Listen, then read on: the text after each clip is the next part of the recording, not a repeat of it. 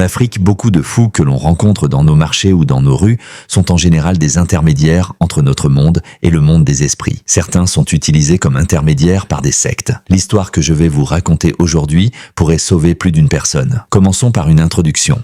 Dans les rues animées et effervescentes des grandes métropoles africaines, une réalité souvent méconnue et discrète se dissimule derrière l'éclat scintillant des restaurants luxueux, des bars branchés et des nombreux snacks prisés par une foule en quête de divertissement. Ces lieux où se mêlent musique entraînante, éclats de rire et conversations animées sont le théâtre d'un quotidien bien différent pour certaines femmes qui évoluent en marge de cette effervescence. Discrètes mais résolues, ces femmes consacrent leur journée et parfois leur nuit à arpenter ces établissements, leur regard scrutant attentivement chaque table, chaque client, à la recherche d'une opportunité. Elles espèrent croiser un homme bienveillant, généreux ou simplement disposé à leur offrir un repas chaud, une boisson rafraîchissante hors de prix comme les Ruinart, les Laurent Perrier, ou ne serait-ce qu'un instant de répit au milieu des épreuves de la vie. Pour elles, chaque soir est une nouvelle chance, chaque sourire un appel, chaque regard échangé une possibilité à explorer. Elles avancent avec détermination, silencieuses et attentives, esquivant les regards condescendants, les jugements hâtifs et parfois même l'hostilité de ceux qui ignorent ou refusent de voir leur réalité. Leurs pas, souvent hésitants mais toujours portés par un espoir persistant, les mènent d'un endroit à un autre, d'une promesse à une autre, dans cet environnement vibrant où luxe et précarité se côtoient sans jamais vraiment se croiser. Certaines de ces femmes, comme Sarafina, refusent de se laisser abattre par les nombreuses difficultés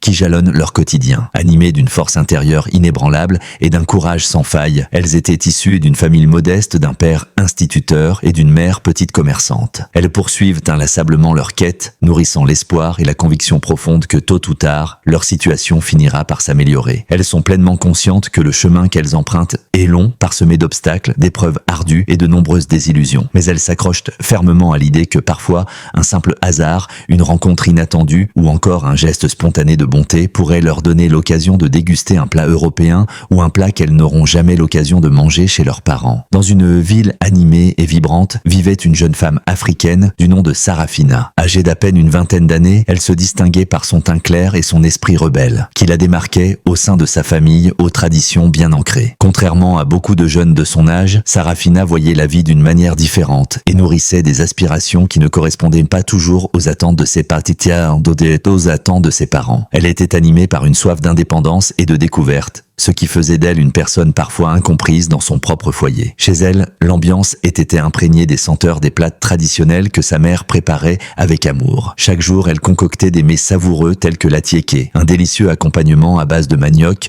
le ndolé, une recette parfumée aux feuilles amères et aux arachides, ou encore le poulet maafé, un plat généreux aux arômes envoûtants. Ces repas faisaient partie de l'héritage culinaire de sa famille, transmis de génération en génération. Pourtant, Sarafina, avec son esprit curieux et ouvert sur le monde, préférait s'aventurer au-delà des saveurs qu'elle connaissait depuis l'enfance. Elle adorait sortir et explorer les bars et restaurants branchés de la ville où elle pouvait goûter à une cuisine cosmopolite et raffinée. Ses papilles étaient particulièrement séduites par des plats venus d'ailleurs et elle s'était découvert un faible pour des mets étrangers, notamment le foie gras, cette spécialité française qu'elle savourait avec délectation. Pour elle, manger n'était pas seulement une nécessité, mais une expérience, une manière d'élargir ses horizons et de s'imprégner de cultures différentes à travers la gastronomie. Cette attitude frondeuse et indépendante n'était pas sans conséquences au sein de sa famille. Elle créait souvent des tensions, en particulier avec son père, un homme aux idées conservatrices qui estimait qu'une jeune femme devait respecter un certain cadre et se conformer aux traditions. Les discussions à la maison prenaient parfois une tournure houleuse, chacun campant sur ses positions. Pourtant, Sarafina refusait de renoncer à sa liberté de pensée et de choix. Elle savait qu'elle devait suivre son propre chemin, même si cela signifiait aller à l'encontre des attentes de ses proches. Malgré les désaccords et les conflits, Sarafina n'éprouvait aucune rancune envers sa famille. Elle les aimait profondément et savait que derrière leur rigidité apparente, ses parents voulaient simplement le meilleur pour elle. Ils avaient grandi dans un monde différent du sien, avec des valeurs et des repères bien définis. Elle espérait qu'un jour, il comprendrait son besoin irrépressible d'explorer, de sortir des sentiers battus et de vivre sa vie selon ses propres règles, sans renier ses racines, mais en embrassant aussi le monde dans toute sa diversité. Chaque jour, Sarafina se réveillait tôt, prête à affronter la journée avec détermination. Elle se préparait avec soin, choisissant ses vêtements avec une attention particulière, consciente que son apparence jouerait un rôle crucial dans sa quête quotidienne. Après un petit déjeuner frugal, elle se dirigeait vers les quartiers animés de la ville, où les restaurants et les bars commençaient à s'animer. Son premier arrêt était un petit café où elle commandait un café noir. Elle s'asseyait et observait les clients, cherchant des signes de générosité ou d'intérêt. Parfois, elle engageait la conversation avec des hommes seuls, espérant qu'ils lui offriraient un repas ou une boisson. Ces moments de la matinée étaient pour elle une manière de jauger l'ambiance de la journée à venir. L'après-midi était souvent plus prometteur pour Sarafina. Elle se rendait dans un restaurant populaire où elle savait que les hommes d'affaires venaient déjeuner. Elle s'asseyait discrètement à une table, commandant uniquement de l'eau. Elle observait les clients, cherchant ceux qui pourraient être réceptifs à sa présence. Parfois, elle était invitée à se joindre à une table et un repas lui était offert. Les conversations étaient légères, mais Sarafina restait toujours vigilante, sachant que chaque rencontre pouvait être une opportunité. Elle appréciait ces moments où elle pouvait découvrir de nouvelles personnes et échanger des idées tout en profitant d'un bon repas. La soirée était le moment le plus animé pour Sarafina. Elle se rendait dans les bars et les snacks où la musique et les lumières créaient une atmosphère festive. Elle dansait parfois avec des hommes, espérant qu'ils lui offriraient des boissons. Les conversations étaient légères, mais Sarafina restait toujours vigilante, sachant que chaque rencontre pouvait être une opportunité. Elle a aimé l'énergie de ces lieux, où les gens se détendaient et profitaient de la vie. Sarafina savait que ces moments étaient éphémères, mais elle les savourait pleinement, consciente que chaque soirée était une nouvelle aventure. Un soir, Sarafina se rendit dans l'un des restaurants les plus luxueux de la ville. Elle s'assit à une table discrète et commanda une simple bouteille d'eau, observant les clients fortunés autour d'elle. L'ambiance était chic et sophistiquée, avec des lumières tamisées et une musique douce en fond sonore. Alors qu'elle sirotait son eau, un homme élégant s'approcha de sa table. Il était vêtu d'un costume sur mesure et dégageait une aura de confiance et de richesse. Il se présenta sous le nom de Monsieur Touré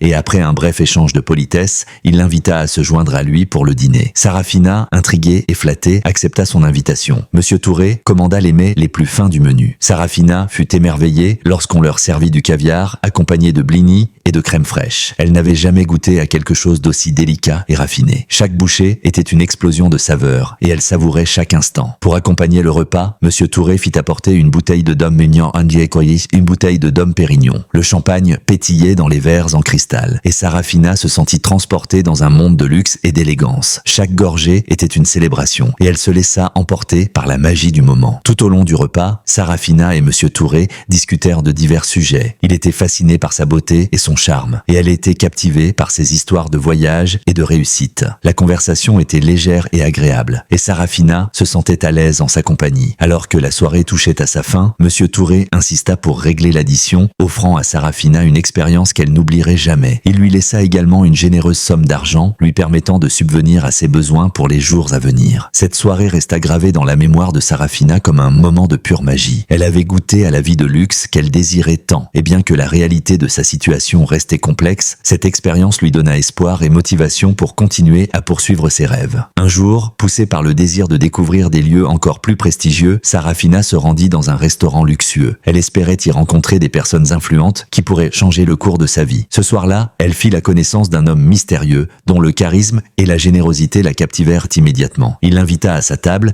et lui offrit un dîner somptueux. Cependant, cette rencontre, qui semblait être une chance inespérée, se révéla être un piège. L'homme avait des intentions cachées et Sarafina se retrouva impliquée dans une situation dangereuse qui menaçait sa vie. Après avoir consommé plusieurs boissons et partagé des moments agréables dans une ambiance détendue, l'homme s'excusa poliment et se leva de la table, prétextant un appel urgent qu'il devait absolument prendre. Sarafina, légèrement étourdie par l'effet de l'alcool qui commençait à se faire sentir, resta assise confortablement, observant distraitement les alentours tout en attendant patiemment son retour. Elle laissa son regard errer sur la salle animée, bercée par le murmure des conversations et la musique de fond, sans se douter du temps qui passait. Les minutes s'écoulèrent lentement, puis les heures passèrent, mais l'homme ne revenait toujours pas. De plus en plus inquiète et troublée par cette attente interminable, Sarafina finit par interpeller un membre du personnel du restaurant afin de savoir s'ils avaient aperçu son compagnon de table ou s'il avait laissé un message à son intention. À sa grande surprise, au lieu d'une réponse rassurante, on lui présenta une facture exorbitante d'un montant stupéfiant de 5 millions. Abasourdie et prise de court, elle tenta tant bien que mal de s'expliquer, répétant qu'elle n'était pas responsable de cette note astronomique. Mais le personnel du restaurant resta totalement inflexible face à ces protestations. D'un ton ferme et froid, ils lui expliquèrent qu'elle disposait d'un délai strict de 48 heures pour régler intégralement la somme due, sans quoi elle en subirait les lourdes conséquences. Sarafina se retrouva prise au piège, ne sachant comment réunir une telle somme en si peu de temps. Elle comprit alors que l'homme mystérieux l'avait manipulée, la laissant dans une situation désespérée. Le personnel du restaurant, bien que lui permettant de partir, lui fit clairement comprendre que si elle ne revenait pas avec l'argent dans les 48 heures, elle perdrait la vie. Chaque heure qui passait la rapprochait d'un danger imminent. Elle devait trouver une solution rapidement car sa vie était désormais en jeu. Ce jour-là, Sarafina se rendit au marché, espérant y trouver un moyen de se sortir de cette impasse qui l'accablait. Son esprit était envahi par l'angoisse et le doute et elle savait qu'elle devait trouver une solution au plus vite. Désespérée et incapable de garder ce fardeau pour elle seule, elle décida de tout raconter à sa mère, une femme profondément croyante et attachée aux valeurs spirituelles. En entendant le récit troublant de sa fille, sa mère fut prise d'une immense inquiétude. Elle savait que le monde regorgeait de forces invisibles et de mystères que la simple logique ne pouvait expliquer. Sans hésiter, elle prit une décision qui lui semblait être la seule option possible. Emmener Sarafina chez un marabout, espérant que la sagesse et les connaissances occultes de cet homme pourraient les éclairer et leur offrir une issue. Elles se rendirent alors chez le marabout, qui les reçut dans une petite pièce exiguë, emplie d'objets mystiques et de symboles ésotériques. L'atmosphère y était pesante, presque irréelle. Des statuettes, des fioles mystérieuses et des parchemins couverts d'écritures anciennes ornaient la pièce à cahiers, renforçant l'aura mystique du lieu. Le marabout, un homme au regard perçant et à la voix grave, écouta attentivement leur histoire sans les interrompre. Après un long silence, il leur révéla une vérité terrifiante qui fit frissonner Sarafina et sa mère. L'homme mystérieux qu'elle avait rencontré au restaurant n'était pas un simple client fortuné, mais un membre d'une secte maléfique aux intentions sinistres. Cette organisation secrète avait pour but de piéger des jeunes filles non folles innocentes afin de s'emparer de leurs âmes. Leur méthode était simple, elle devait une somme astronomique, et celle qui échouait à payer était condamnée à une mort certaine. Sarafina sentit un frisson parcourir son échine, tandis que sa mère portait une main tremblante à sa bouche, choquée par cette révélation. Elles comprirent alors que le danger était bien plus grand qu'elles ne l'avaient imaginé. Il ne s'agissait pas simplement d'une dette impayée, mais d'un véritable piège mortel dont elles devaient impérativement se libérer avant qu'il ne soit trop tard. Le marabout les observa longuement avant de déclarer d'un ton grave et implacable qu'il ne pouvait malheureusement rien faire pour elles. Son seul conseil fut de payer au plus vite la somme exigée, car aucune force, ni terrestre ni spirituelle, ne pourrait les sauver si elles tardaient à agir. De retour à la maison, Sarafina et sa mère s'empressèrent d'expliquer toute la situation à son père. Le pauvre instituteur, déjà accablé par les nombreuses préoccupations du quotidien, fut totalement bouleversé par cette terrible nouvelle. Il sentit son cœur se serrer à l'idée que sa fille se trouvait dans une telle détresse, et l'impuissance face à cette situation le submergea. Avec son maigre salaire d'enseignant, il était inconcevable pour lui de réunir une somme aussi exorbitante en seulement 48 heures. Il se demandait comment une telle tragédie avait pu s'abattre sur sa famille et surtout comment il pourrait en sortir Sarafina indemne. Le temps jouait contre eux. Déjà, 12 précieuses heures s'étaient écoulées, réduisant encore davantage leurs chances de trouver une issue. Chaque seconde qui passait semblait peser comme un fardeau sur leurs épaules, rendant leur angoisse plus insoutenable encore. Plongée dans une détresse absolue, la famille tentait d'envisager toutes les solutions possibles, mais aucune ne semblait suffisante face à l'ampleur du problème. Ils savaient que leur marge de manœuvre était limitée et que la vie de Sarafina était en jeu. Chaque minute comptait, chaque instant perdu les rapprochait d'un danger qu'ils ne pouvaient se permettre d'ignorer. Il leur fallait agir vite, trouver un miracle, car l'ombre du terrible destin qui menaçait leur fille se faisait de plus en plus oppressante. Cette nuit-là, la maison de Sarafina était plongée dans un silence pesant. Ni Sarafina, ni ses parents ne trouvaient le sommeil. Chacun était perdu dans ses pensées, cherchant désespérément une solution pour réunir la somme exorbitante qui pourrait sauver la vie de Sarafina. Les heures passaient lentement, et l'angoisse grandissait à mesure que l'échéance approchait. Sarafina, allongée sur son lit, fixait le plafond, le cœur lourd de culpabilité et de peur. Ses parents, dans la pièce voisine, chuchotaient, tentant de trouver un moyen de protéger leur fille. Le poids de la situation était écrasant, et le sommeil semblait être un luxe inaccessible. Le lendemain matin, les visages étaient marqués par la fatigue et l'inquiétude. Cependant, une détermination nouvelle brillait dans les yeux de chacun. Le père de Sarafina, bien que modeste instituteur,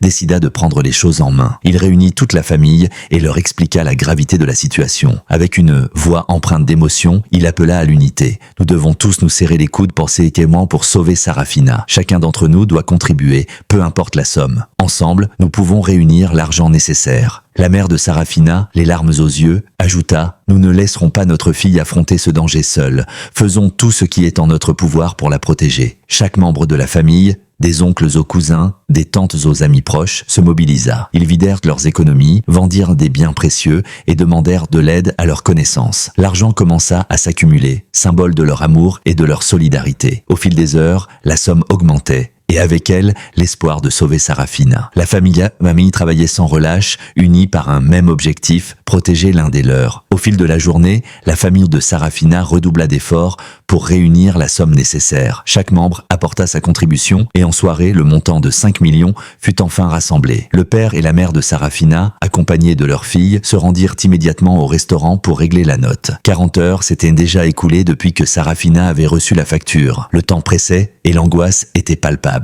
À leur arrivée au restaurant, ils furent accueillis par le personnel qui les conduisit dans un bureau à l'écart. Le père de Sarafina remit l'argent, espérant que cela mettrait fin à leur cauchemar. Cependant, le personnel leur expliqua que cet argent n'était pas destiné à rembourser le restaurant, mais qu'il devait être remis à quelqu'un d'autre. Le personnel leur révéla que l'argent devait être donné à un homme étrange, connu pour dormir dans les ordures du marché où la mère de Sarafina vendait ses produits. Cet homme, souvent considéré comme fou, était en réalité un intermédiaire de la secte. Il apparaissait autour de minuit pour récupérer les sommes dues. La famille fut stupéfaite par cette révélation. Ils comprirent que le danger n'était pas encore écarté et qu'ils devaient agir rapidement pour sauver Sarafina. Le temps jouait contre eux et ils devaient trouver cet homme avant minuit pour lui remettre l'argent et espérer que cela suffirait à libérer Sarafina de l'emprise de la secte. À 23h30, la famille de Sarafina, le cœur battant, se rendit sur la place du marché. L'endroit, habituellement animé, était désormais plongé dans une obscurité inquiétante. Ils cherchèrent l'homme décrit par le personnel du restaurant, celui que tout le monde prenait pour un fou. Ils le trouvèrent assis au milieu des ordures, brûlant des papiers dans un petit feu. Contrairement à son apparence en journée,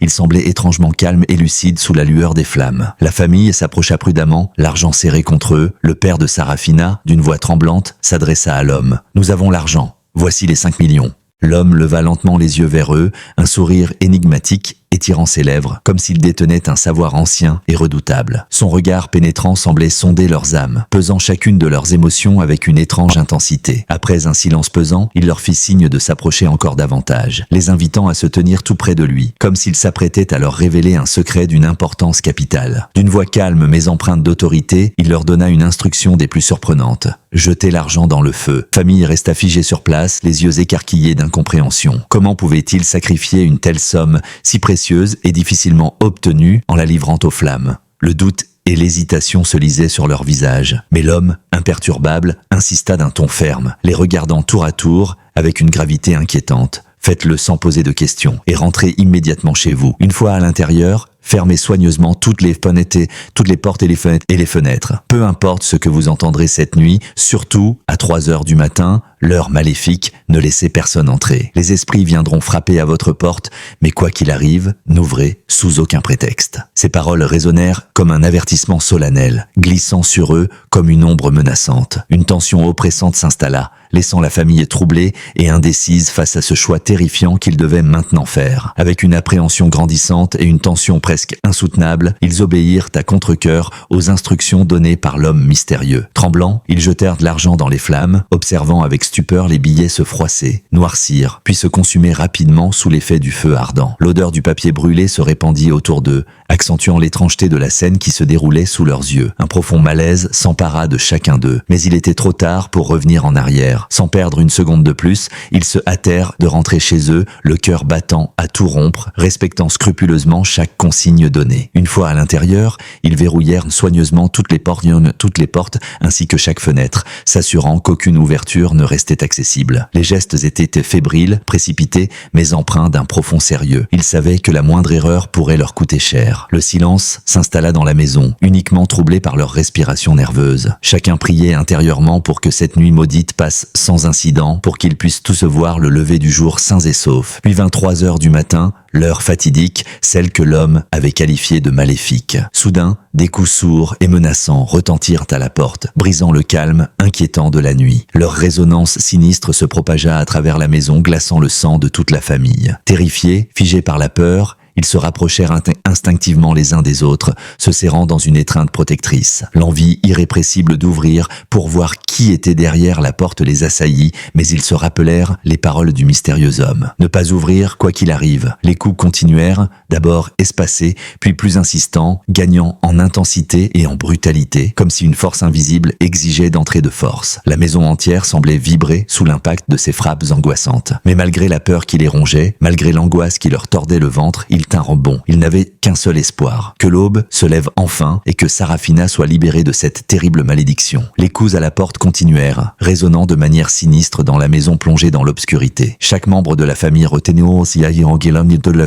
son souffle, priant pour que les esprits maléfiques se lassent et s'en aillent. Sarafina, blottie entre ses parents, sentait son cœur battre à tout rompre. Les minutes semblaient s'étirer en heures, mais ils tinrent bon, refusant d'ouvrir la porte malgré la tentation. Peu à peu, les coups s'espacèrent, puis cessèrent complètement. Un silence pesant s'installa, seulement brisé par le tic-tac de l'horloge qui semblait compter les secondes jusqu'à leur délivrance.